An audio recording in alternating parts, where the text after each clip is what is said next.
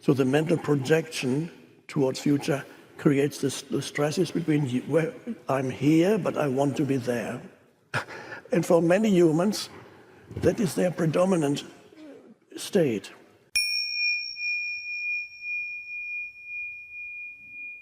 And so you need to realize most humans have this inbuilt dysfunction. They cannot acknowledge the present moment. Unconsciously, they regard the next moment, whether it's a minute from now, or an hour from now, or 2 years from now, always regard it as more important.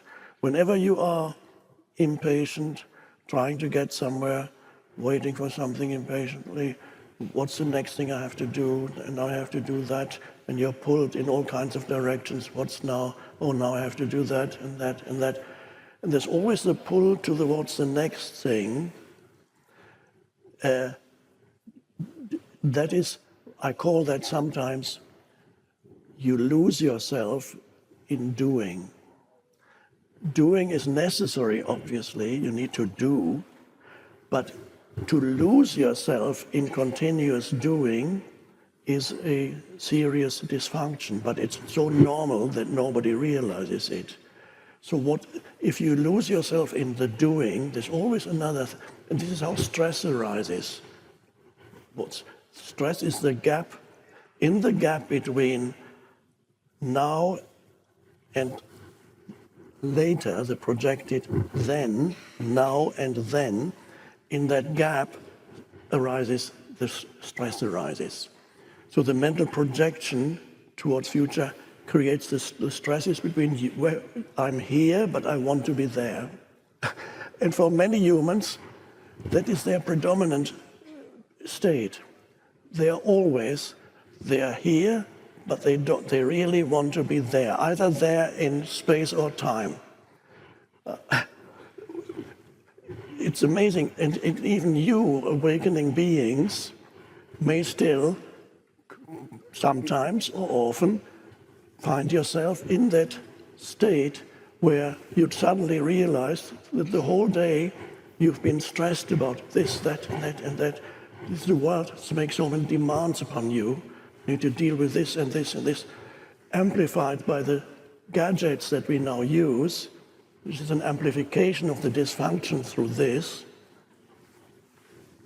And you lose yourself in the doing. You become completely uncentered and basically lost.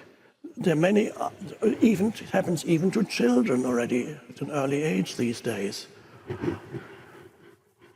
And many children are suffering from attention deficit disorder and so on, which means their mind is being pulled always away from the present moment.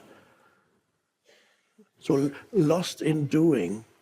Lost in doing really comes back to lost in thinking. Thinking underlies doing. So you're lost in your thoughts about the world. And then you engage in all kinds of activities propelled by thought that now I need to do this, now I need to do that. So the basic condition still for most humans on the planet, so fundamentally, yes, they are lost in doing, they lose themselves in doing, but basically it means they are lost in their mind, in the movement of thought. What now? You identify then, they identify with every thought that arises, and many thoughts are about future or the past. Not that many thoughts are about the present moment. And if they are about the present moment, then it is an interpretation of the present moment that is completely determined and colored by your past conditioning.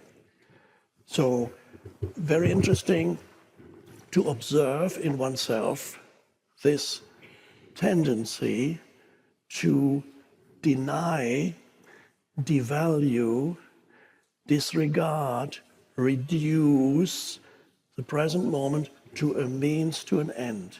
It's always a means to an end, but it's never recognized for what it is in itself. And often it is not, it is more than a means to an end. For many humans, this is a very dysfunctional way of being. For many humans, the present moment is actually regarded unconsciously as an obstacle that they need to get beyond. There's a continuous underlying unease.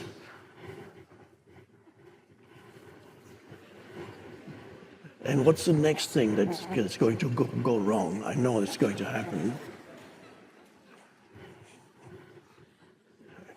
Lost in the mind, lost in thought.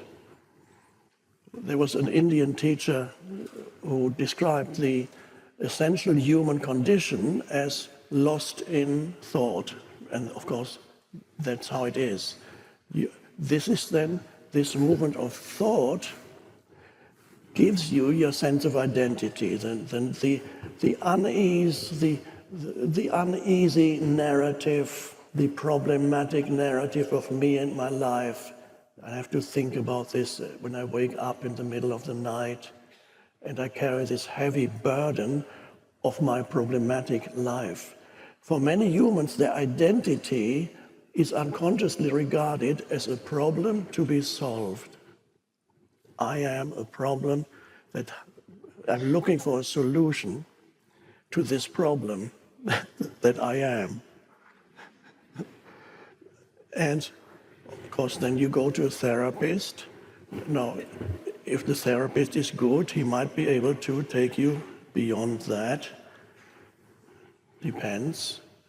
If he or she is not good, then you get more deeply entrenched, and 15 years later, you are still undergoing psychoanalysis and find ever deeper layers of complexity in your past, and there's no end to it.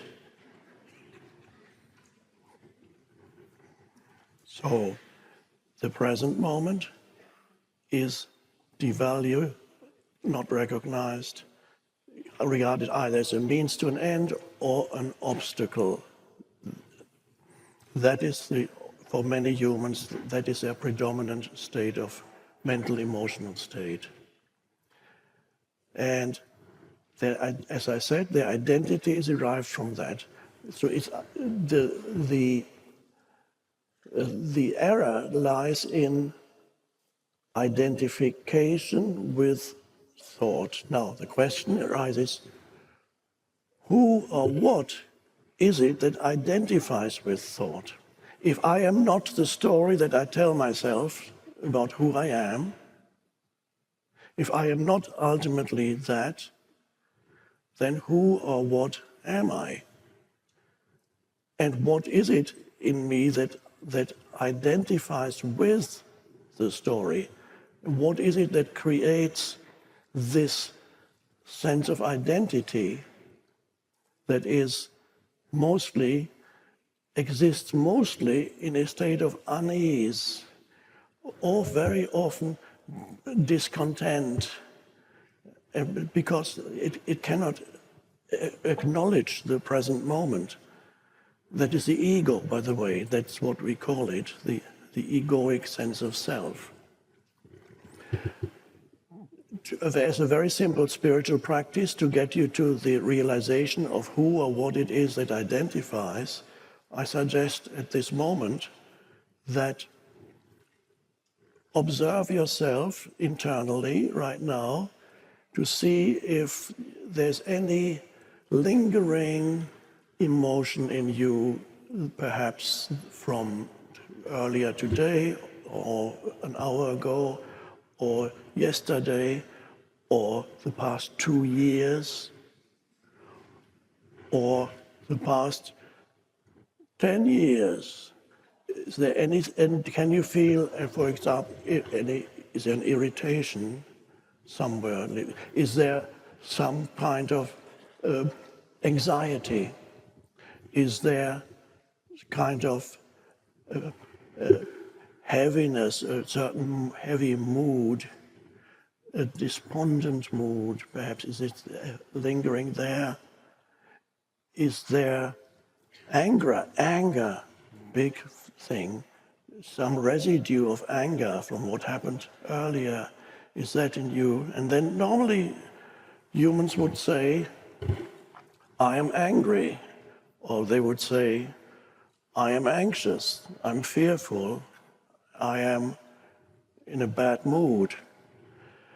Now, there's already a delusion when the moment you say, I am angry or I am anxious, that indicates already that you have identified with the emotion of anger or the emotion of sadness or the emotion of fear. You have identified, you equate I with what arises in your field of consciousness. So you say, I'm angry. It would be more correct to say, there is anger in me right now. Now, it may sound a trivial difference between saying, I am angry and there's anger in me, but there's a significant difference which goes beyond mere syntax, how you put words together. Because when you say I am, you equate I with whatever condition is there in you. This applies to emotion and it also applies to thought. Because anger is often, it's not just the anger as emotion, the anger also exists as angry thoughts. And then they reinforce each other. It's a vicious circle. When you are trapped in irritation or anger, the emotion feeds the thought, and the thought feeds more energy to the emotion. It's a vicious circle, and you don't want to get out of it. You might notice when you observe an angry person or a despondent person or an anxious person, they don't really want to be free of the anger. They don't want if you suggest it to an angry person, you can be free, you will not get a pleasant answer. And you've seen angry people who they are in the grip of anger or irritation, they cannot help it, then they shout at you and then they leave the room and a minute later the door opens, they come back because they thought of something else to insult you with. They are in the grip of it. There is complete identification with thought and emotion. They are lost in thought, they are lost in emotion. But who or what is it that is lost? If I'm not the thoughts and the emotion, who or what am I?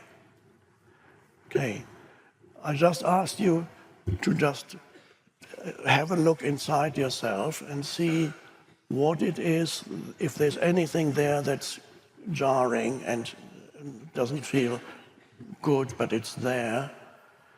And I'm not saying try to get rid of it, no. Acknowledge the present moment. The present moment is what is, externally or internally. That's what is. But there's a huge difference now. You've already, by recognizing that there is, let's say, irritation, anger, or anxiety in you, an additional element or dimension has come in. And that dimension we could call awareness, or we could call it presence. And the moment awareness comes in, you are no longer completely identified with it. One could say, I sometimes describe it as, let's say, there's the anger, and as your awareness of the anger comes in, there's a little bit of space around it. That's the awareness. The awareness knows that there's anger. The anger may still be there. It may not immediately disappear, but the awareness knows it's there. Or whatever else it may be. The arising of awareness is spiritual awakening. The disidentification that happens when awareness arises, that is the spiritual awakening or the arising of the transcendent dimension of consciousness. Transcendent because it transcends who or what you are as a person.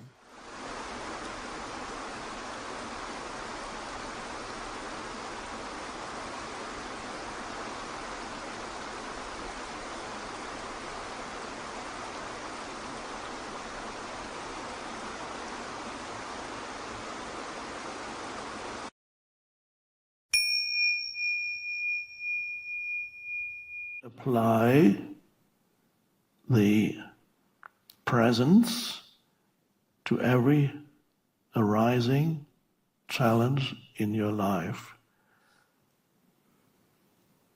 And challenge, the greater part of challenges, well, a large part of challenges comes through other people. You might have noticed. People can cause lots of challenges because they're so difficult to deal with. It could come through your health situation, the body, and it could come through your work situation, but is related to your financial situation. Those are the challenges that have certain external causes. So you have, on the one hand, challenges that arise just through your mind, the unobserved mind, and then others, actual challenges in your external life. But the question is, what is the state of consciousness with which you meet the arising challenges in your life? And ultimately, what your entire life is not determined by what happens to you, but by how you respond to what happens. That is, your freedom, it's how you respond to any event that happens to you, and your response determines further events.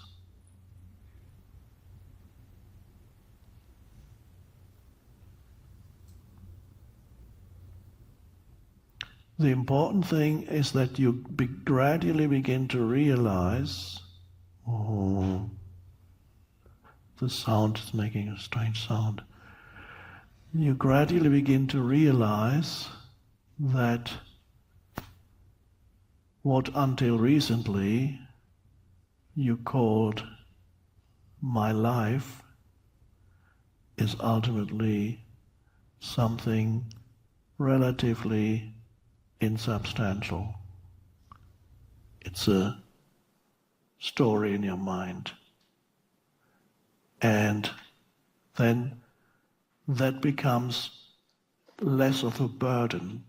The entire narrative of me and my life, is then gradually, and that is part of the integration, is gradually no longer perceived as a burden, and you no longer derive your sense of who you are from the story of your life, the narrative. So who you are is the presence now, and that's timeless and it's unconditioned. And all that remains then is memories. Of course you remember your past, but you have now a completely different relationship with your past. And ultimately, what is that when we talk of your past? Thoughts in your head is your past. And what's your future? Thoughts in your head is the future. So both past and future are experienced and cannot be experienced in any other way as thoughts in your mind. The rest is just the immediate experience of this moment. And even whenever you label whatever you experience in this moment mentally by judging it this way or that, that's also the past that is coloring the way in which you're experiencing this moment. So you have a certain relationship to whatever is arising in this moment, And you call it this or call it that. But it doesn't, there's another way of experiencing this moment, and that is accepting it as it is without the compulsive need to label it. And that's an amazing liberation. And then you are living as the deep I more and more. And you no longer get the sense that something incredibly, that you are this huge ball of problems that needs to be solved. A bit like the Gordian knot that's in Greek, I believe, in ancient Greek mythology. There was this, I don't think it was even mythology, I think it's an actual historical fact. There was the Gordian knot, K-N-O-T. There was this huge thing, a rope that was tied into a huge knot. I don't know how big it was. And the challenge was to disentangle this Gordian knot, and nobody could do it. They said, oh my God. And they said, whoever can disentangle it will conquer the world. That's the story. And then a young man came. His name was Alexander, I think. And he looked at it and he drew his sword and cut through it. And so he became Alexander the Great, who conquered the known world at the time. And so the Gordian knot, I'm using this story as an analogy for the egoic self. It means you have tied yourself into a Gordian knot, me and my problems. And then you attempt to disentangle one thing after another, but while you solve one problem here, another one pops up there, and then you go there, and then, okay, I've dealt with this now.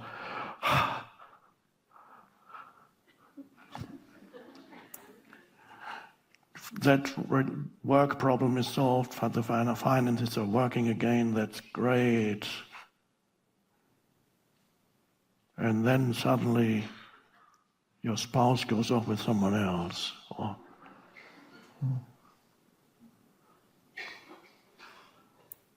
Or suddenly you have a pain here. To go. Life never leaves you alone for very long. But the main thing is that this entity that the Buddha calls the self, it doesn't take time to transcend it, because you would have to some extent, psychoanalysis tries to solve the problem of you. And although there is something to be said for occasionally looking at certain things in your past, but your main area, your main focus needs to remain the present moment, except ways when you might suddenly discover why it is that every time somebody makes you wait, you become extremely upset and angry, far beyond what would be warranted by this particular situation. And suddenly you may remember, as you become more conscious of your emotions, that perhaps when you were a child, who knows, your dad abandoned you and the family when you were very young, and this sense of abandonment comes over you even when you're waiting for somebody and somebody arrives late. You overreact totally because there's a heavy pain body associated with the idea of abandonment. And this has been unconscious, and suddenly as you bring more presence, you become more aware of that emotion that arises. Instead of being it, you're the awareness that sees the arising of the emotion. And then it sometimes happens that when you clearly see the arising of an emotion, you may suddenly also remember where it started. You may, or you may not. It could be helpful if you remember where it started. It's not an absolute necessity, because it could have started in another lifetime.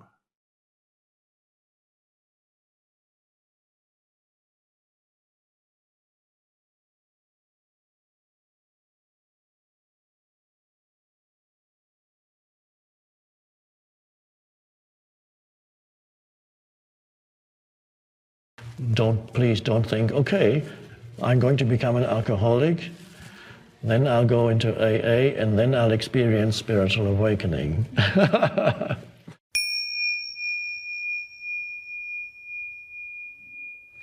The ancient Romans believed in vino veritas. What do you believe about the effects of drink, and why do different people react in different ways? In vino veritas, they said. In wine there is truth, I think it means. I suppose it means when people get drunk, they start telling the truth.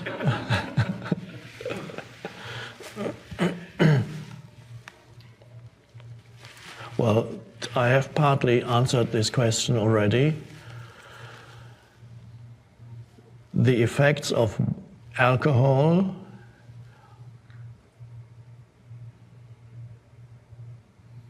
once you are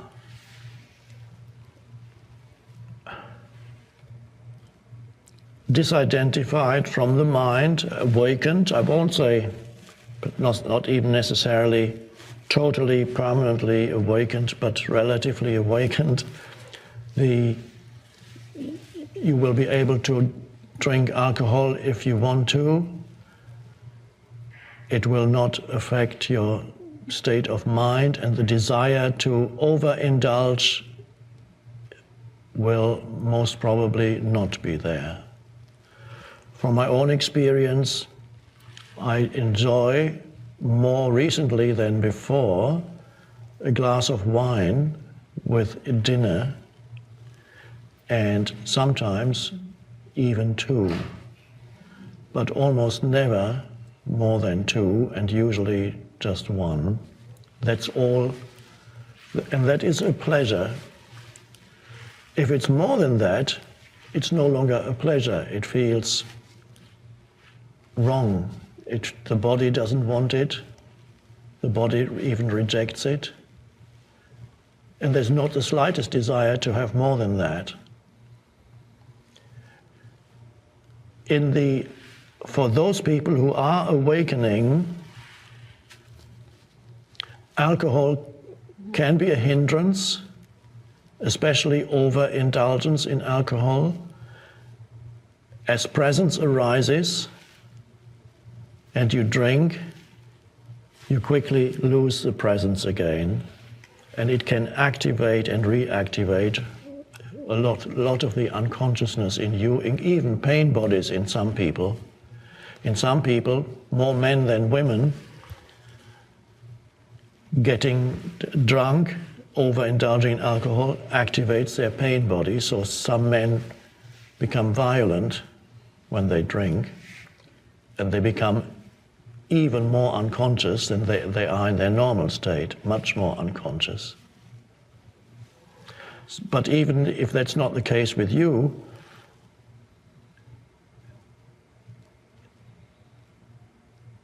if presence is arising in you and you get even, let's say, you overindulge once a week in alcohol, that can represent a significant setback in the arising consciousness. So you have to be very careful there, and if you know yourself and you know that you cannot stop yourself once you've had one or two drinks, then it would be better not to drink at all. Once presence becomes your normal state, you don't need to be concerned anymore about drink. You may or may not have drink occasionally.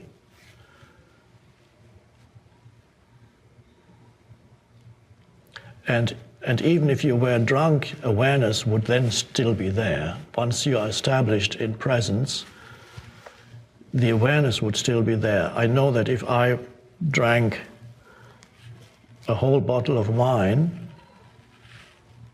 some people do that, some people drink a whole bottle of wine every day. Not that I could ever do that.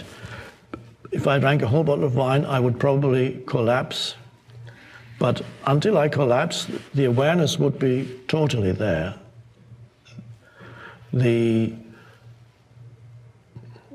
Ram Dass, the famous story, had a guru in India, and Ram Dass, of course, was into LSD, heavily into LSD, and he gave his guru, what do they call it? Hits, pills, whatever. He gave his guru 2 or 3, normally you take 1, he gave him 3 or something like that, and the guru says, oh, I'll have another. Gave him 4, and let's give me another. Give him 5, and the guru put them in his mouth, and then Ram Dass sat there waiting for something to happen, and nothing happened. The guru sat there for a few hours, and Ram Dass was disappointed and also very impressed. On the one hand, disappointed because nothing happened, but very impressed because nothing happened. Wow.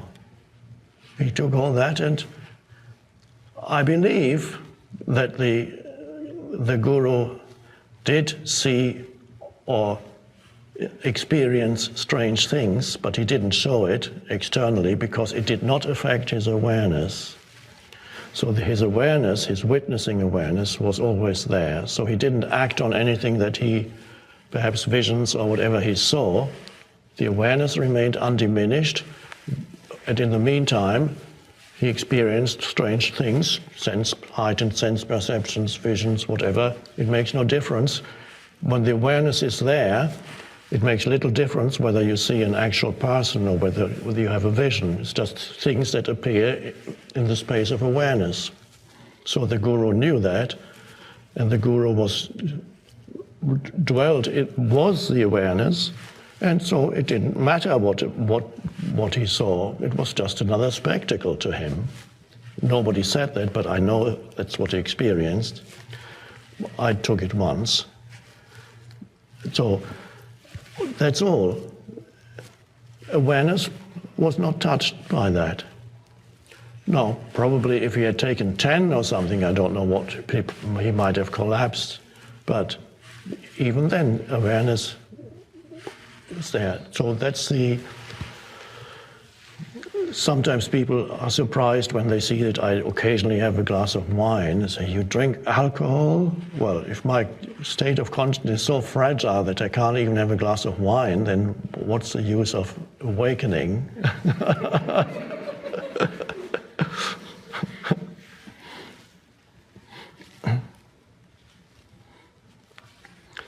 But if you have an addictive pull towards alcohol, and presence is arising in you, and you're pulled towards awakening, then it is very important to refrain completely. If that is one of the main areas that makes you unconscious in life, the addiction to alcohol, and you cannot continue to have occasional drinks, because as you know, when you have that addiction, an occasional drink is always more than an occasional drink.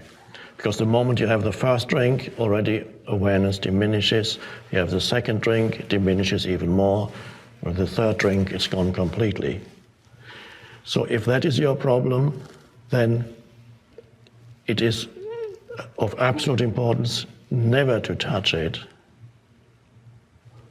Otherwise, you'll be going up. You're going up the escalator,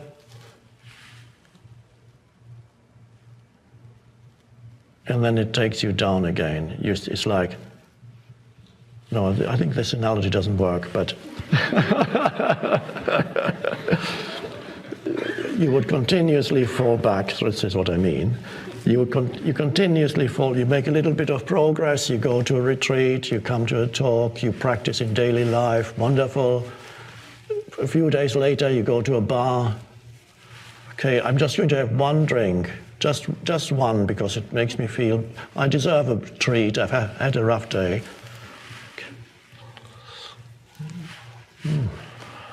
Okay, just one more.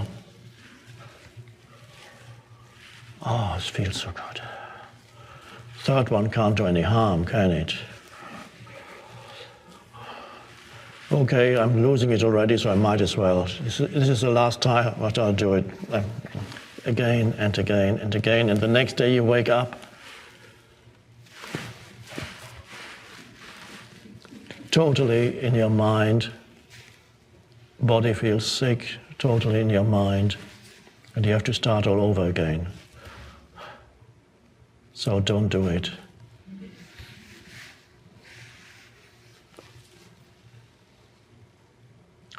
Quite a few people over the years have come to me and have come to talks and retreats who, if they had not been alcoholics, would not be undergoing spiritual awakening.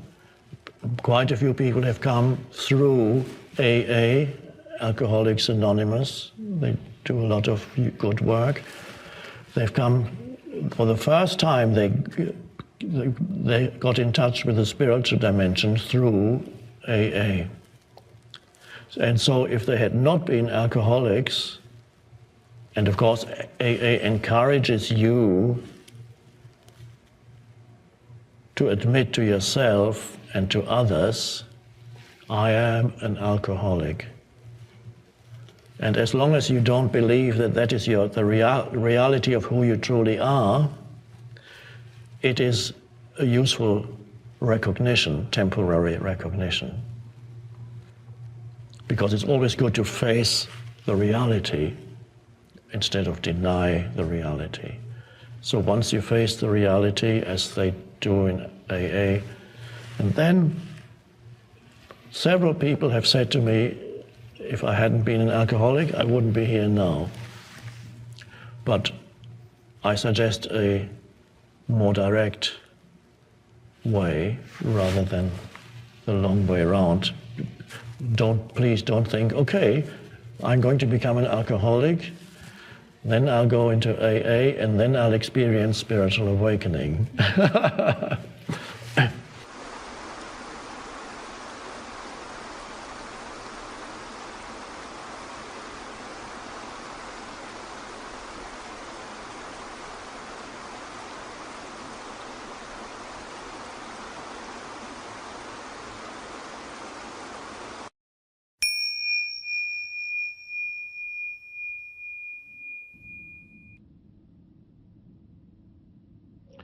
Being is the one thing, of course it's not a thing, we're just using words, is the one thing that you can be absolutely sure about. The only thing that is beyond doubt in your life. The only thing whose reality is beyond doubt.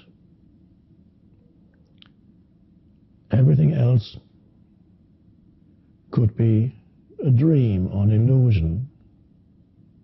Whatever you perceive could be a dream, an illusion. You don't know that it's not a dream or an illusion.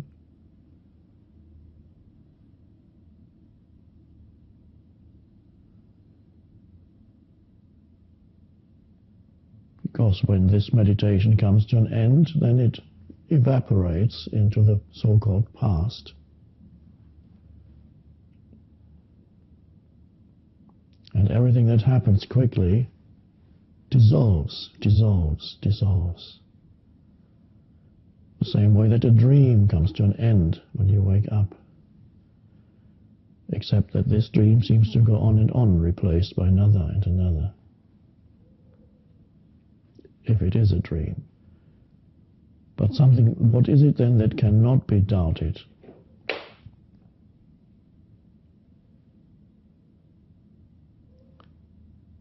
That there is a consciousness in which, if it is a dream,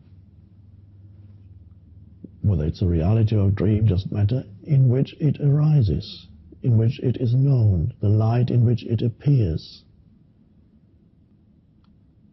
So your presence cannot be doubted. Whatever happens in that presence can be doubted. But for it to happen, there must be a presence. And of course, I said your presence, it's not your presence, it's the one universal presence, consciousness.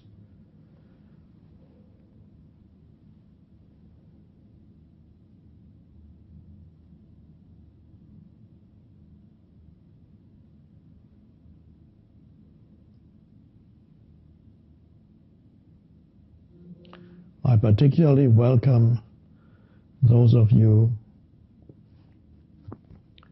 who are getting tired of their personality, that cumbersome thing, that weight you carry around, and creates the same old stuff again and again. It's a good point to reach, to become tired of yourself.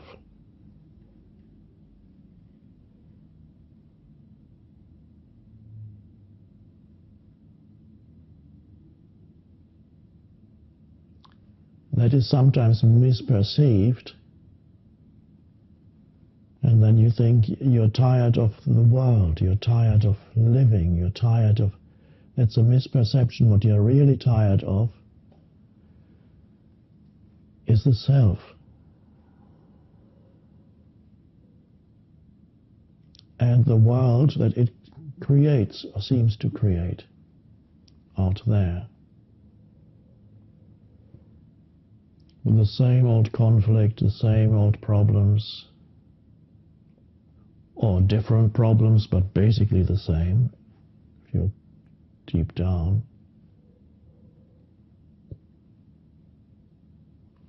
The same old thoughts in your head again and again, the same complaints. Oh dear.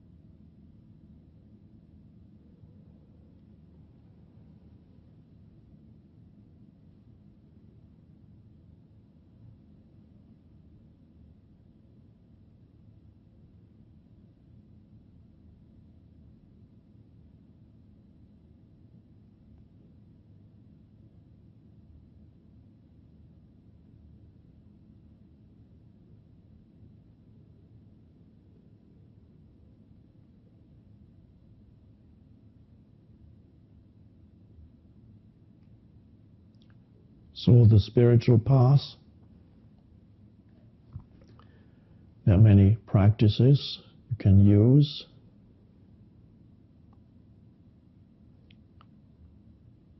in order to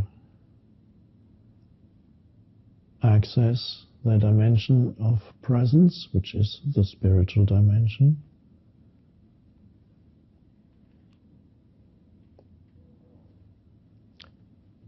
But the most direct practice that immediately accesses that dimension, we could call that surrender.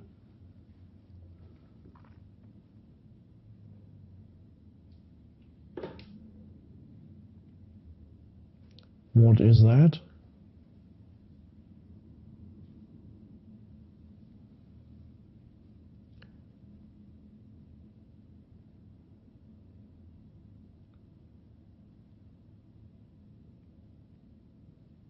It is to offer no resistance or opposition to whatever arises in the present moment. Whatever happens, whatever arises, whatever people say or do, to become one with the isness of the present moment. The present moment always already is the way it is. There's no doubt about that. Whatever form this moment takes, it is as it is. And if internally then you give up opposing, which is the normal state associated with dense personalities, instead of opposing internally what is, getting upset, getting angry, arguing with what is, either just in your head or out aloud, telling people what they should have done or should be doing but are not doing, what it should be like but it isn't like, what I should be doing but I'm not doing, I should be, whatever form the opposition takes. And I mentioned a few minutes ago, those of you who are getting tired of the old personality, and of course this is part of the old personality, the way in which it interacts with people and events and places. It's not usually pleasant. There's always some resistance, always something not good enough, always something missing here and now. Wherever you go, the structure stays with you, goes with you. So you recognize that that's an important part of the false self that lives through opposition to what is. It strengthens itself through that sense of separation, separating itself from what's going on, condemning it, judging it, and people. And then you realize what happens if I just accept that whatever arises in the present moment, say, oh, that's what is. You can still take action, but foundation is acceptance, surrender. And then immediately the false self can't really operate anymore. And something else comes in, which is essence, which is awareness, which is consciousness itself.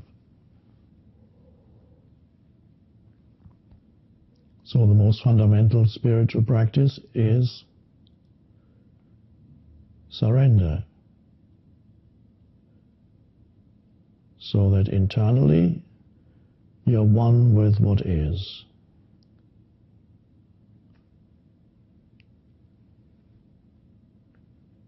And immediately you are a spiritual master. Because that's all a master. A master does not necessarily have more knowledge than you. You may have much more knowledge than a spiritual master. But the master lives in alignment with the isness of the present moment, that's all. And that's where the power arises. Because when you're aligned with the isness, that inner spaciousness opens up, essence is there, and that is the power that then moves through you and can become a thought. It can express itself in form through a thought, an action, a movement, something you do or make in many ways, or just as an emanation.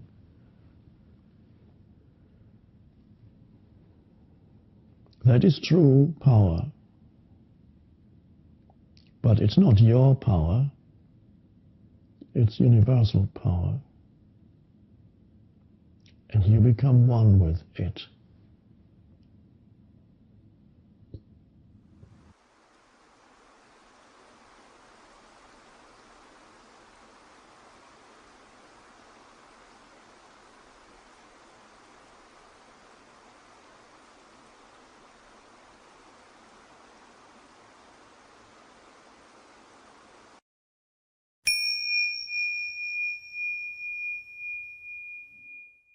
So spiritual awakening is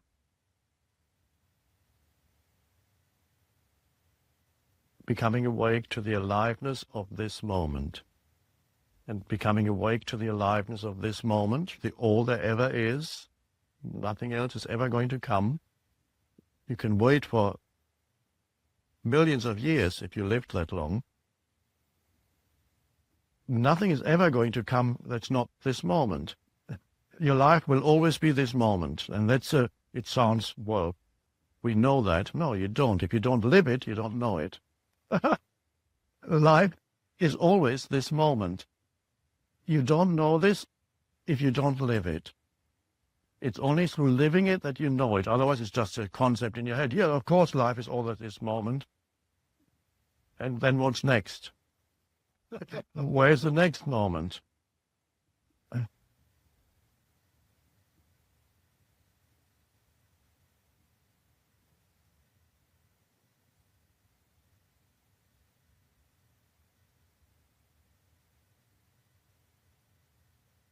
So you might as well then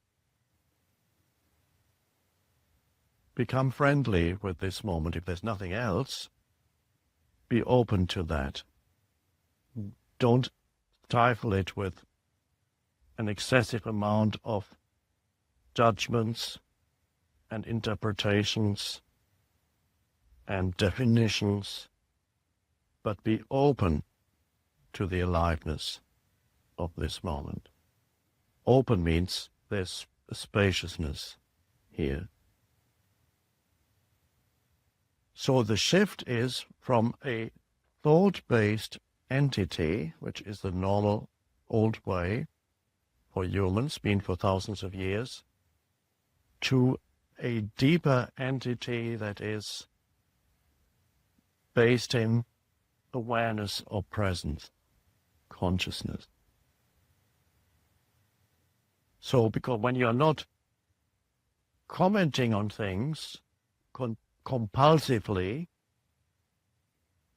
who are you? When you're not continuously thinking about me and my problems, at this very moment, let's say, pretend that you don't remember your past at this moment. In fact, you don't, because at this moment, unless you start a thought process, at this moment your past is not here. You're just sitting here now. But pretend for a moment, actually, there is no past and there's no future. What's left of you?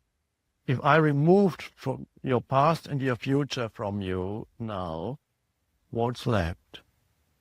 I remember nothing. What's left? I don't remember my name. Who are you? I don't know. But there must be something there.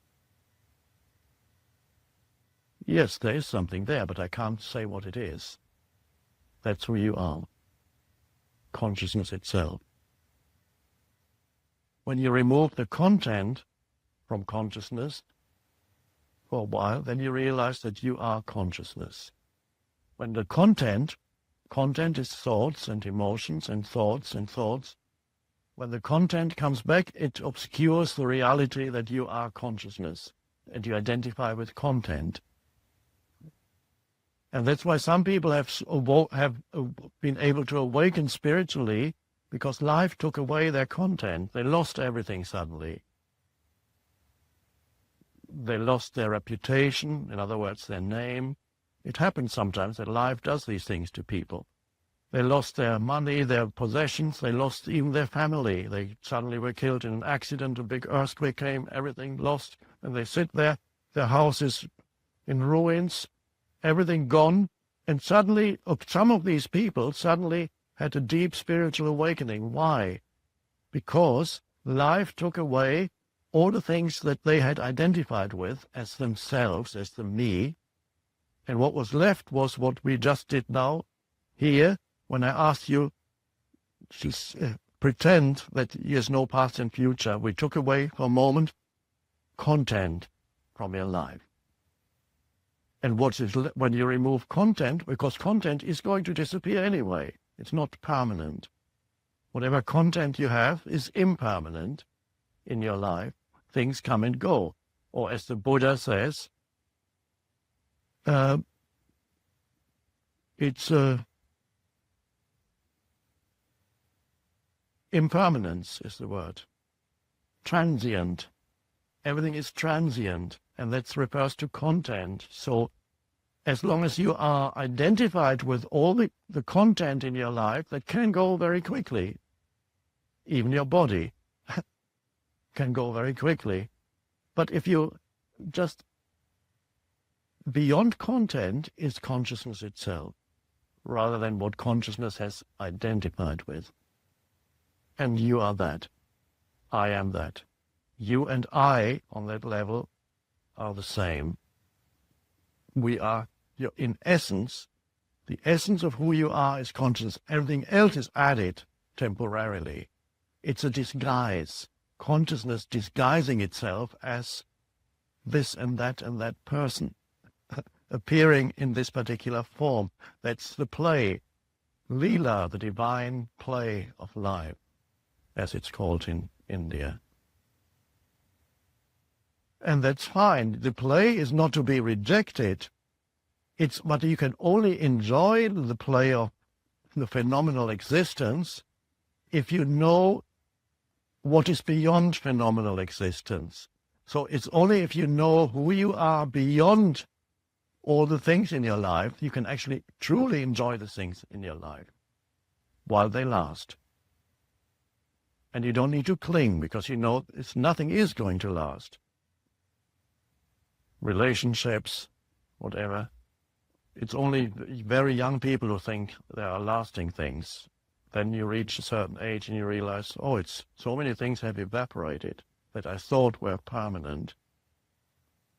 And more things are going to evaporate. And a few more things are going to come and then evaporate. So not to live, and your life is no longer content-based, but essence-based. I'm giving you here, in one little talk, the entire essence of what spirituality really is all about. And that's what it is. There's not much else that you need to know beyond that, in the sense of knowledge, accumulated knowledge.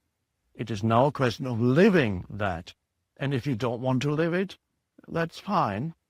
It means you have to suffer a bit more until you're ready to make this shift, until the shift begins to happen. A human being needs to reach the point of readiness where they say, okay, I've done enough madness. I've suffered enough. I'm ready for the shift. I'm ready to say, okay, this moment is all there ever is. I might as well become friendly with it. Acknowledge it, give it attention, in whatever form it comes. Because the form is not the moment. It's the form that this moment takes, the now. It's not what happens. The now is not what happens. It's the space in which it happened. And essentially, that space is consciousness. Everything happens in the light of consciousness. You can say, as some philosophers have done, they question everything. Some philosophers have said, is there anything I can be absolutely sure of? Because everything can be doubted. I can doubt that you exist. You can doubt that I exist. It could be a dream. Who says we are not dreaming right now? Who says that us sitting here is not a dream? You cannot know for sure. But even if it is a dream, there must be something real there, because the dream must appear to something or someone. There must be a light in which the dream appears, a space in which the dream happens. So even if it is a dream, the one thing you cannot question is the fact of being itself. Being is. The being may be a dream or it may not be a dream. But one thing you can be certain is that you are. I am is something that cannot be doubted.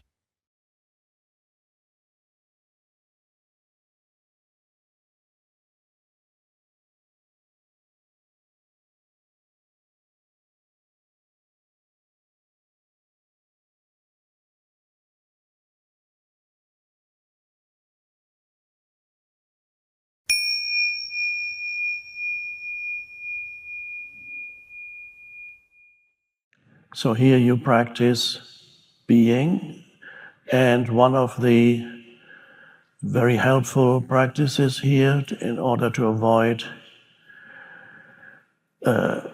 adding to the clutter of your mind, and in fact letting go of the clutter, is practice awareness of the simplicity of the present moment, the sense perceptions of the present moment. Acknowledge the isness of all things, give it attention, and refrain as much as possible from labeling your sense perceptions. That is not impossible. It is of course a deep-seated habit to continuously have to label your sense perception, what you're seeing. Oh, look at that, isn't that nice? Oh, this was something I saw that last year my aunt had that. Oh, I wish I had that in my book. Where can you buy that? I wonder. Oh, isn't this interesting? I wonder what the tree is called. There's nothing wrong with finding the names of trees, but don't lose yourself in that. There is another way of being in the world that is non-conceptual, that awakens the non-conceptual dimension, the non-conceptual intelligence in you. Because there is a vast intelligence waiting to be awakened, and I call it non-conceptual intelligence. It cannot be measured in IQ tests. So you might have a high IQ, doesn't mean you're closer to awakening. In fact, if you're identified with all the knowledge, then you're further away from awakening, if you're identified with it. Practicing sense perception without labeling mentally, and this is beautiful, and this is part of the beingness of the practice, being. Sense perception is visual, auditory, there are birds, visual, sky, amazing things to see, vegetation, plants, even feeling the breeze on your skin, the warm air. Sometimes the wind can get quite strong here. We added on first day I came here. There's a trade winds that sometimes blow across the ocean and can last for hours and days, and it's a continuous, and you can feel it on your skin. It's not unpleasant, and so you can feel that. And breathe whatever scent there may be in the air, all senses, and experience that. Be there as the awareness for the sense perceptions, and that awareness is the space. So you are the space for whatever arises, but knowingly. Right now, here we can practice that. We sit here, aware of the room, the totality of it. You can look around, ceiling. There's a man sitting on the chair up here. Who is that? The body? Okay.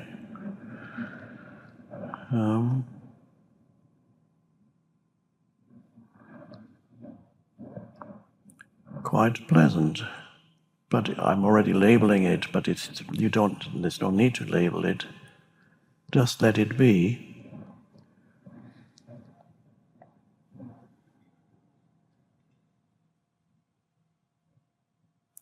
So in this moment,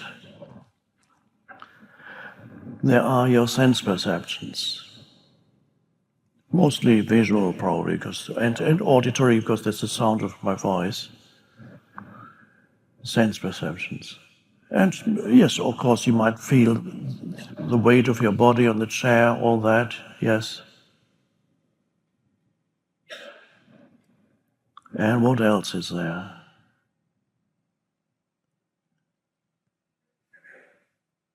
That which enables the sense perceptions to be. We could call that consciousness. But that is the essence of you. That is the deep I. So can you be aware of that deep I at the same time as you perceive through your senses whatever is there? So there are two dimensions here now. One dimension is the world, whatever it contains, and you take that in through sensory perception. And then you are aware of the awareness that makes sensory perception possible. You feel that you are, you can sense the I am. And here things happen. But in the depths of your being, nothing is happening. It's beyond any happening because there's no time there. There's time here everywhere. Time is the thing that enables you to do everything that you do. Time does that, and then it takes everything away. Time gives you all kinds of stuff, and it makes you grow, and they get stronger, and then it starts eroding you, and then in the end it kills you. Oh my God. Time is killing me. Some people, I already realized that a long time ago that time is killing, but the older one gets, the more you realize that time is engaged in killing you.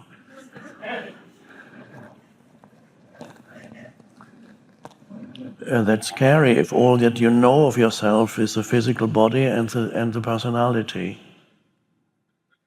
Then there's great fear, because that's all you know. You've never gone any deeper. Oh.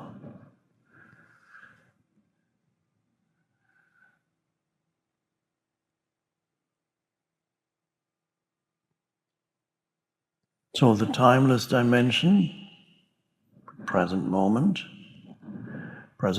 is the portal into that dimension, transcendent dimension. Now,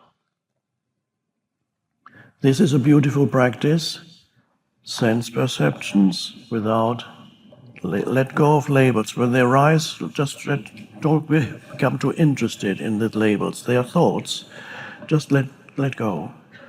And then while you're here especially, the practice is to be as present moment centered as possible. Because your life, otherwise your life is usually consists of your past, the present moment, and your so-called future. Now, for most people, either future or past are almost completely occupy their attention. For younger, until you get old, it's usually future. When you reach a certain age and you realize that you don't have much future left, then you become more interested in the past and you start thinking about it. Oh, that was then there. Oh, I remember that, yeah. But the present moment is rarely fully acknowledged. It's just a stepping stone to the next moment, which is the future. Or you actively hate it. That's not uncommon too. There are people who live in an antagonistic relationship with the present moment most of their lives.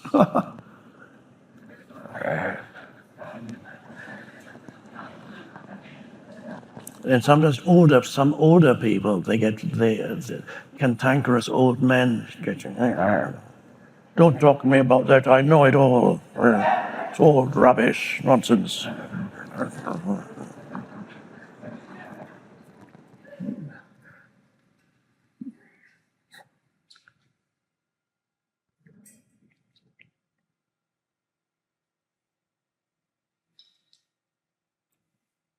So here you practice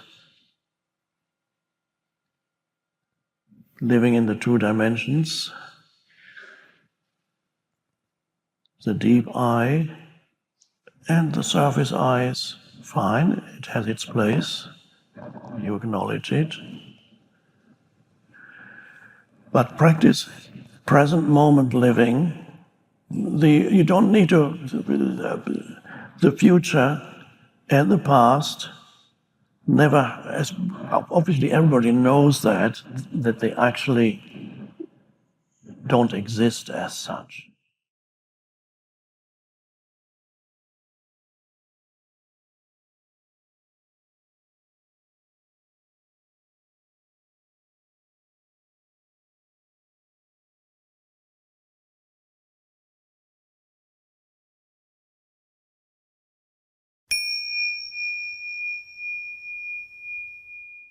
My childhood was not particularly pleasant. I was a victim, not of my parents, I would never say that, but I was a victim of the unconsciousness of my parents. So that's undoubtedly true. But so there was constant conflict, even violence, not against me, but anyway, don't need to go there. But there was the victim identity. I'm not saying that people don't do bad things to other people, and there may have been people in your life or even in the life of your group of people, your collective, that were very bad. You can look at that and say, yes, these bad things that humans do to other humans, the way I see it, is unconscious humans do it, and this is a manifestation of human unconsciousness. But don't create an identity for yourself out of that really keeps you stuck in the egoic sense of self and in unconsciousness. And it also keeps you stuck in you can't even achieve much when you're so much of a victim. That's a great excuse for never doing anything. I'm a victim. And the implication, now how are you superior? Because we talked about the ego needs superiority. How are you superior when you're a victim? Of course, you're incredibly superior morally to almost everybody who is not a victim. It works. Great. Egos can survive on that until you die. And you can put it on your gravestone. Here lies victim so-and-so. Morally superior to almost everybody.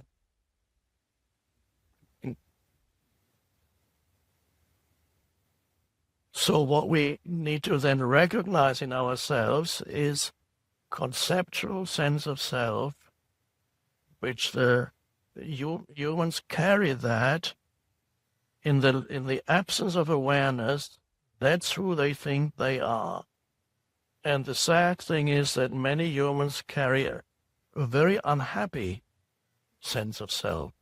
They carry this burden around without knowing it, and this burden they call my life, all my life. It's so very problematic. There's so much stuff going on. I don't know how much more I can take. My life is just so... when I was young, I would have imagined something very different, but it didn't work out. You can either blame other people for not working out, or you can blame yourself. It doesn't matter, it works every time. And so, me and my life, people carry this heaviness of my life. But what is my life? My life is a story that I tell myself. It's memories, yes, things that happened. Maybe they didn't happen the way I think they happened, but something happened. When you hear siblings talking about the same event 20 years later, you often hear totally different stories. So whatever your narrative is that you carry, whether it corresponds to reality or not, we don't even know. But it keeps your identity going. So this is the egoic sense of self, that this is the personality, that is the person, and that is the state of being spiritually asleep. And that creates an enormous amount of suffering in your personal life, unnecessary suffering, because you don't realize to what extent this unobserved mind, this is the mind that you're totally identified with, creates an enormous amount of unnecessary suffering. The unobserved mind creates suffering, and this is a very important point. I'll give you two examples of two situations. One is very relatively, seemingly insignificant, and the other would be a major situation that brings about suffering. A relatively insignificant situation, you always watch out for unhappiness in what form does unhappiness arise in you? Unhappiness is a generic term. It could be anything from slight irritation to extreme anger or deep sadness, all kinds of things. How does it, let's say you get upset in a situation, you get irritated, you get a bit angry, you're waiting somewhere where there's a lot of waiting these days. You're waiting to check in at the airport, but they are so inefficient that the lineup is not, it's just moving. Why can't they have more intelligent people dealing with this? Why can't they train their people better? I've had enough of this airline. Never again I'm going to fly with them. This is just becoming awful, just unbearable. What am I even doing here? It's nothing. You become unhappy because you're standing there. Now, the interesting thing is if you investigate, how does the unhappiness arise, and you really look at it, then you may want to ask yourself, okay, where is the unhappiness? What is it that causes it? How would I experience this situation? This is the experiment that I recommend when you are getting irritated. Anywhere where let's say you're waiting online, talking to your bank, or your call is important to us, but it's so important that we keep you waiting for 40 minutes. And then you build this, you can feel unhappiness building up, even more than the residual unhappiness in the background that almost every ego has, that you may not be aware of all the time. But the residual discontent, the residual sense of unease, the residual sense of something missing here, of not having arrived yet, it's always there. No, in addition, there's a more active unhappiness arising. And so why not experiment and say, how would I experience this situation if I did not add any thought to it? If I did not add the baggage of thought to the situation? So that's a highly recommended spiritual practice and an experiment, because you're waiting somewhere, so why not experiment? So how would I experience this if I did not add thought to it? Let's say you are standing in line at the airport. Okay, now I'm not adding any thought to this moment. Okay, you're dropping the baggage of thought. You're not imposing thought. And suddenly you're just standing there, and you're breathing, and you're looking around at people, and yes, the people are standing there, some people are moving there. There are lights, artificial lights, and things there. You're breathing, or suddenly you realize that you're breathing. Oh, I'm breathing. And actually it feels quite good to be breathing. And you might even feel that your body is alive inside. You feel, oh, there's a sense of aliveness in my body. Okay, why do you suddenly feel that, and why is there suddenly a shift in the way in which you experience this situation? It is there because you're not adding unnecessary thought to it. In other words, you're allowing this moment to be as it is. And that immediately brings about an awakening. Then immediately brings about a shift in consciousness. So you become aligned with the present moment.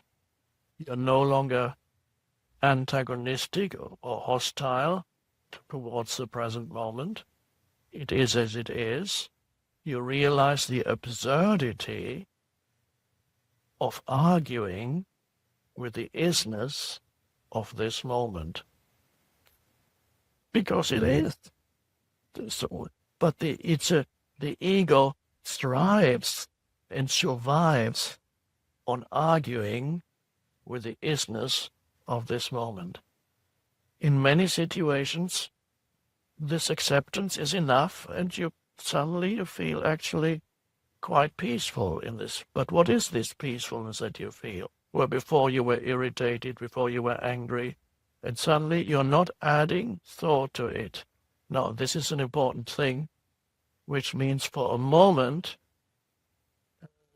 the otherwise compulsive, automatic stream of thinking subsided. You have become present. You have become present, and you're in this presence. You accept what is. So there's what arises when you do not add unnecessary thought to a situation. What arises is a deeper sense of a deeper consciousness, which we could call awareness, which we could call presence. And that deeper consciousness is suddenly there. It was always there, but it got covered up by thinking. It was always there. It was dormant, so to speak. It was only a potential.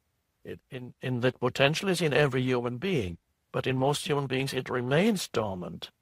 And suddenly something comes up, and you discover, you may not know in that moment that this is what's happening, but you discover the ability to be so aligned with the present moment that you don't need to add conceptual judgment to it.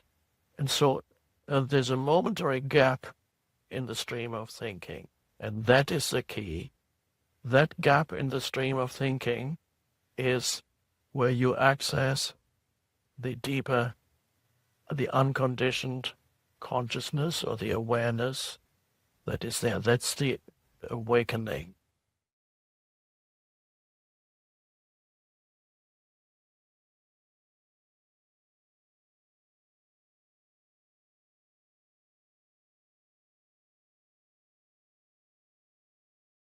Teach the child to be aware of their pain body, not while it happens, because nobody will be listening to you.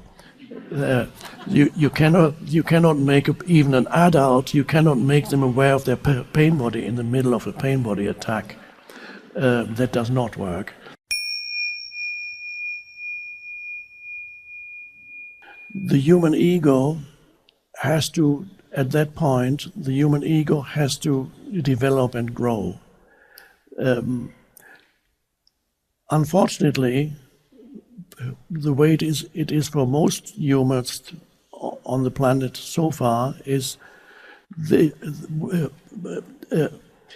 human ego should be a limited time period when it grows in a human being. Let's say up to the age of 20, 25, at the most 30, let's say mid-20s. Then you cannot prevent the arising of ego in a child and an adolescent, nor should you want to prevent it. It's not possible. They need to develop a sense of separate identity that is part of the evolution. The tragedy is, unfortunately, if people get stuck with that ego for the rest of their lives, they never go beyond it. So for a parent, to begin with parent, it's to observe the growth of the ego in the child, which already may start at the age of 2 or 3, when the child begins to, the child learns his or her name, and then the child learns that it is possible to possess something. It learns the concept of mine fairly early, and so it possesses a toy, and it learns the concept of my toy. That's the beginning of ego.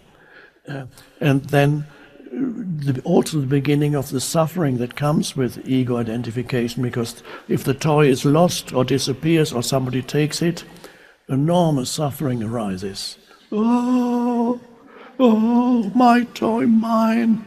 This is the early suffering of egoic consciousness.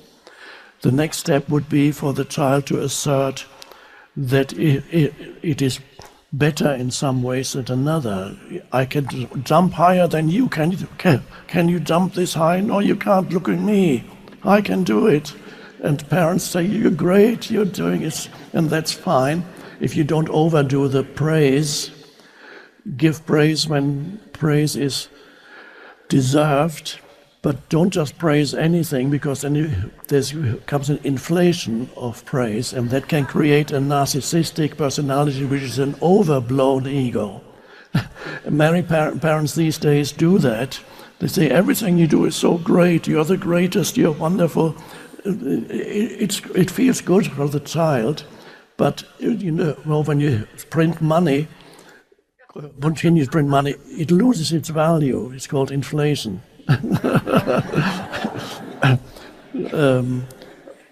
I know that, but many politicians these days don't seem to know it. And they probably have a degree in economics. But that's on the side. So you are there to gently guide them. You observe the growth of their ego, as it has to, gently guide them, and school ideally should prepare children for adulthood, and should also prepare them perhaps for the transcendence of ego. Perhaps they can even, when I said 25 years old, just number came to me, could already be at 21. Ego is something that needs to be overcome, but something that is necessary for a certain stage of human development. So schools should encourage children not to excessively identify with concepts. And there are a few alternative schools, I believe, that already to some extent do that. There are perhaps, I don't know, Montessori schools or Rudolf Steiner schools and so on. To some extent, they encourage children not to be excessively drawn into conceptualization at an early age. That is very dangerous.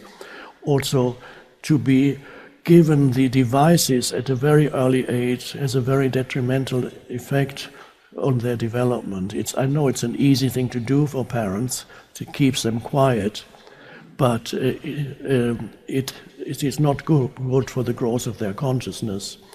children need to remain in touch for as long as possible with nature. Some way they need to be taken out into nature, even if it's just a park, but preferably out of the city periodically, where they are encouraged to interact with nature, leave all the devices behind. Every school should do that, take them out in groups where they spend time connecting with nature without their devices. These are all important things. Also to teach even abstract subjects like mathematics and so on at too early an age is also detrimental for their development. So there are many things that I know. I have met quite a few teachers over the years who are already bringing that into their classrooms. So, but so far, mostly on an individual basis. It's rare that it has become, for it to become already part of the official curriculum. That's still relatively rare. Although there are some schools now also, I don't know what schools they are, whether they may be private schools, they teach mindfulness, so-called. I don't often use that term, but basically mindful is to be present in what you do. I don't use that term because it implies that your mind is full, so I'd rather not use that. But they teach mindfulness. So for a parent to encourage the child not to get lost in conceptualization, to encourage the child to continue to interact with nature. If you can't have an animal in the house that is nature too, a cat or a dog, encourage the child to look after the animal, to relate to the animal. Very important. Animal presence can be very important in a home, especially for children. So it requires teachers to finally establish the teaching of presence as part of the curriculum, and that implies also, it signifies to help children to become aware of their emotions. That's one of the most vital things. And if it's not taught at school, the parents have to do it, or the parents should do it anyway. Help the children to become aware of their emotions, because the emotions can wreak havoc with a child's life, and sometimes they get amplified in the teenage years when many adolescents become very hostile and they're consumed by negative emotions, by self-hatred, by hatred of others, by hatred of everything, very destructive emotions. So the most vital thing that a child already at an age of 4 or 5 needs to begin to be taught to observe his or her emotional field rather than be always taken over by it. Many children, almost all children, already have pain bodies, some stronger than others, and that's another important point here, where when you observe the tantrum. Earlier in the previous session today, somebody said their mind sometimes feels like a toddler's tantrum taking place in their mind.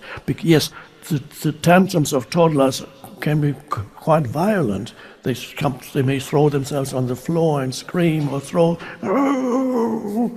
and that is the pain body. So I would highly recommend, and this should be done at schools as part of the curriculum, and there should be children. There are a few children's books that teach that also. Teach the child to be aware of their pain body, not while it happens, because nobody will be listening to you. You cannot make even an adult. You cannot make them aware of their pain body in the middle of a pain body attack. That does not work, because the only person you'll be speaking to is the pain body, and the pain body won't like it. But afterwards, the next day, you talk to the child. What happened yesterday when you threw yourself on the floor? What was that? What was that thing that got into you? What do you remember that? What was that thing? What did that feel like? If you had to make a drawing of it, what would it look like, that thing that got into you? What would that look like? What color is it? Encourage the child to place attention on the emotion, in other words, there's a presence there that rather instead of being the emotion, the child can begin to become aware of the emotion. This does not necessarily prevent the next pain body attack, but then you do it again. Next pain body, and then next day you say, that happened again. Was it the same thing? Did it feel the same as before? Was it the same little gremlin there? If the child, but let the child use the terms, and then say, yes, it was the same. Okay, encourage perhaps the child to make a little painting of it, and the next time it happens, then you can say, well, in the middle of it or at the beginning of it, the tantrum is starting to happen. Then you can say, there it is again, isn't it? And that can bring in awareness even while it's happening. But the child, you need to prepare the child first, otherwise it won't work. And they may not necessarily stop it. It will probably continue. But at least a little bit of awareness will have come in. There it is again, isn't it? Yeah, no, it isn't. It's not.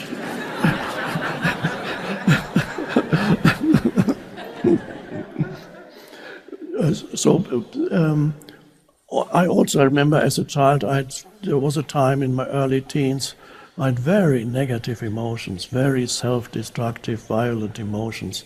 I didn't act them out, fortunately, but I was almost consumed by very destructive emotions. And of course, nobody had any idea of presence or mindfulness at that time anywhere. Would have been unheard of. And virtually all parents were very unconscious.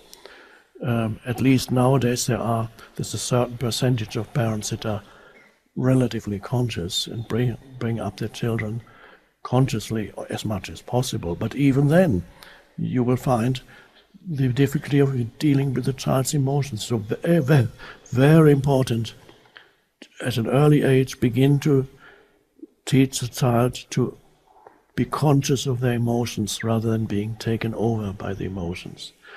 The worst thing you can do is when the child has a pain body attack, allow it to trigger your pain body, which unfortunately happens quite a lot too, because the energy of the pain body is so raw and there's such aggression in it that an unconscious parent will be drawn into deeper unconsciousness and then react and start shouting, "Stop it! Stop it!"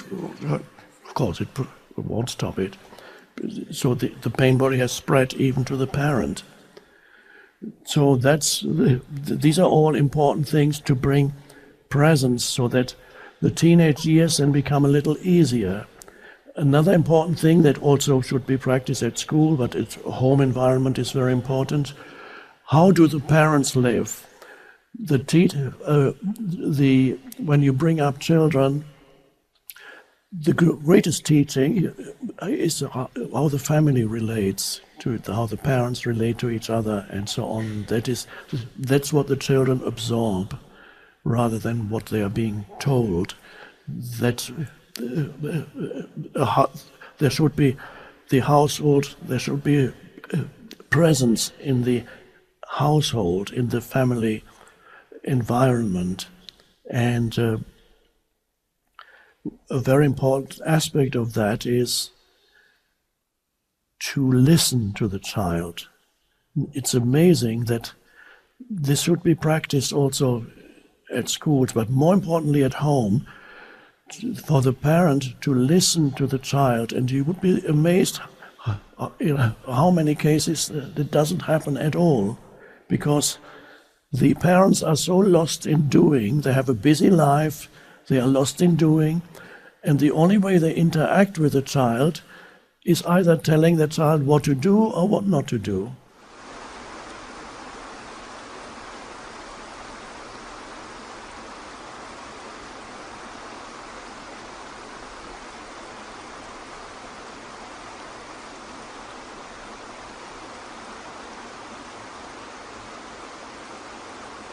Nobody is evil, but they manifest extreme unconsciousness, which we can call in many cases evil.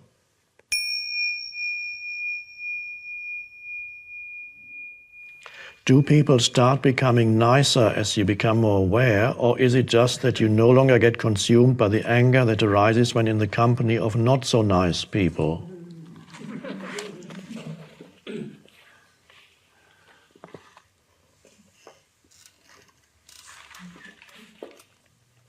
Well, I would say both.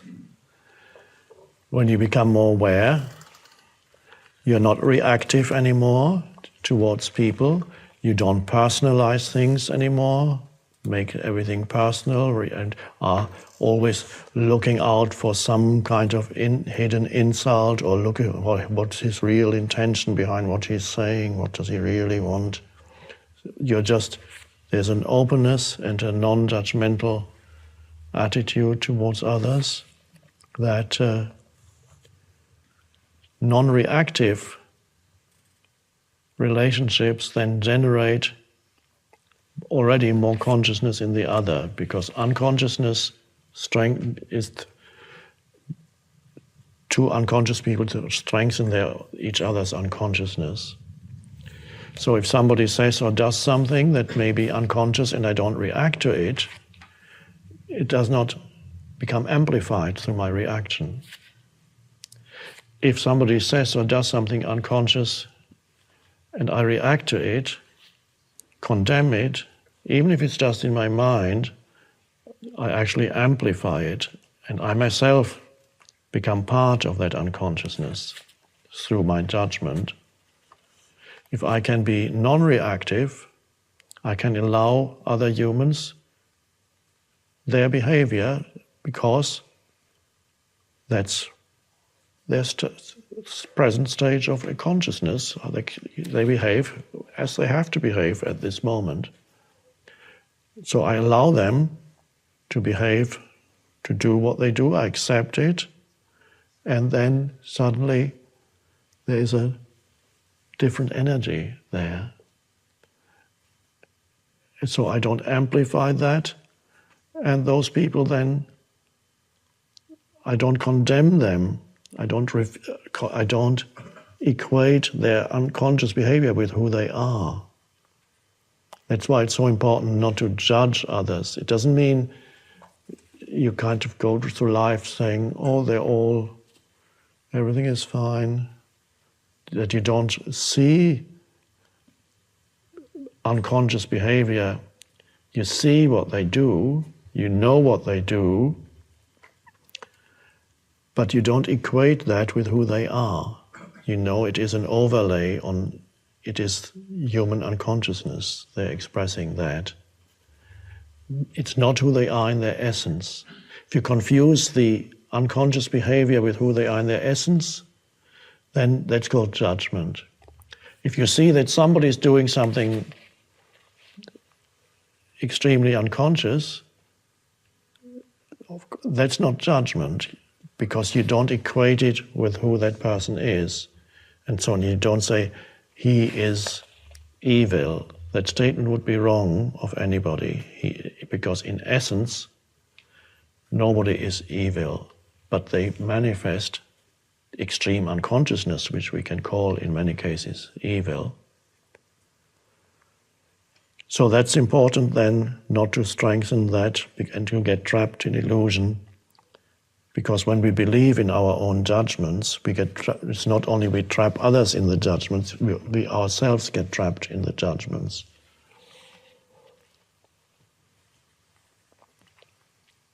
Also, people become nicer, which is true, what the questioner says. People become nicer when you are present and aware, because they can feel the absence of judgment in you.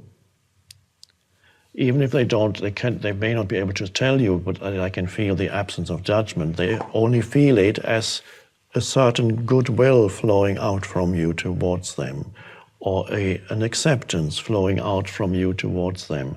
And humans can feel that, even unconscious humans, unconsciously they can feel that. And everybody is grateful for that. Underneath all their madness, they feel grateful because somehow in that acceptance, in that goodwill that kind of flows out in that space, through that space of acceptance, they feel a little bit more themselves than they usually are. So, and when a human feels a little bit more at ease in themselves when they come to you, they like you, and they are very nice to you. They don't know why. And their usual ego patterns, not all of them are operating anymore. Some may still come up, of course. So the ego is less, the ego doesn't feel threatened. It feels, oh, there's no need to be that defensive here. The ego feels it can kind of relax a little bit. Of course, it's still there in the background, wait, just like a dog. But it's not in its usual state, like the Rottweiler. So you just, okay, can relax a little now, and then they like you, so you become a nice person to them. That's perhaps all they know. When they ask him, oh, he's such a nice guy. Like to see him, like to go to him, and such a nice, okay. So yes, you do experience that. So partly simply because presence, acceptance is there and is recognized, and partly because there's the absence of reaction when somebody suddenly blames you, for example, says, you left that door open, you shouldn't. And say, oh, I did? Yeah. The usual ego thing, of course, is to say, no, I didn't. Whether you did or not, because it's regarded as as the ego feels diminished when somebody blames you. You did that. No, I didn't do that. You did. And it starts from there and then escalates.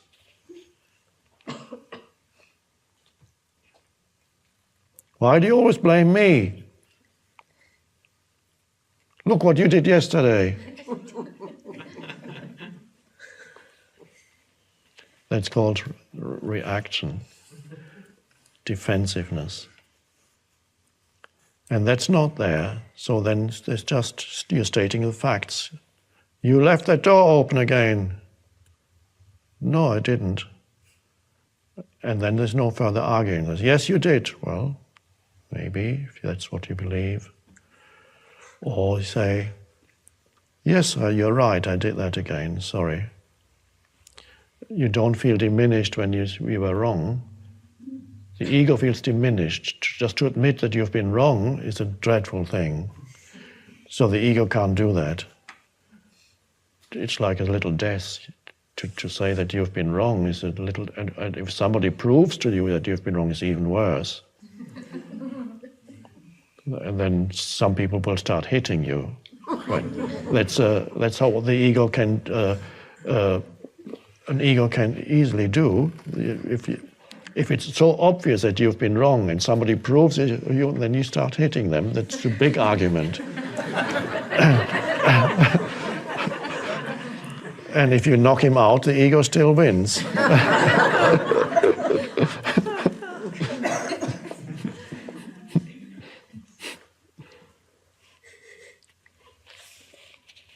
Yes, there is a general improvement in relationships, of course, with presence.